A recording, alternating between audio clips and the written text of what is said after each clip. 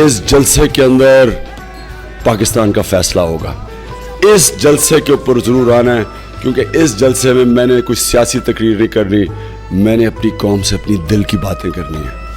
ये मेरी आखिरी तकरीर होगी इलेक्शन से पहले।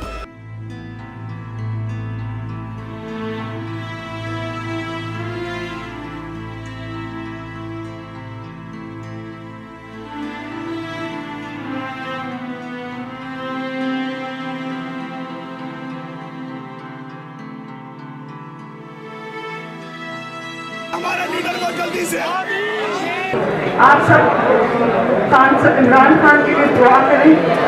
वो शुरू में बड़ी बहुत तकलीफ में थे जैसे, लेकिन डॉक्टर फैसल ने कहा नए दिलों की मुसाफतों को उजालना है।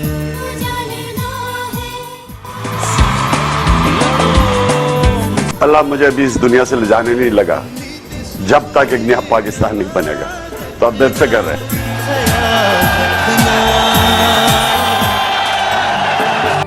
ये हौसला कैसे झुके, ये आरज़ू कैसे रुके।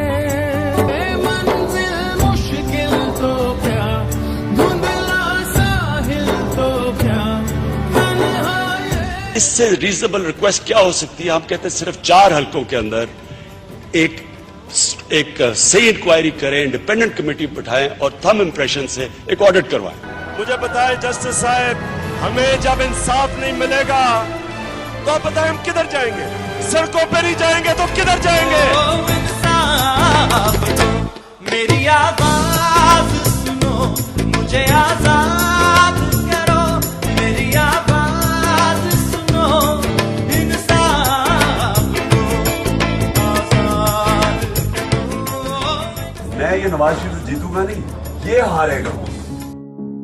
पनामा लीक्स ने शरीफ खानदान के खुफिया असासों का राज फाश कर दिया।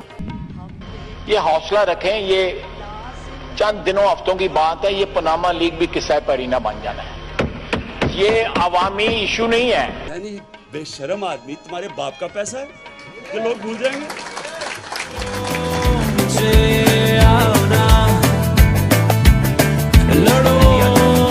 आपका पैसा किधर से आया जो अरबों रुपए की आपने अपार्टमेंट खरीदी?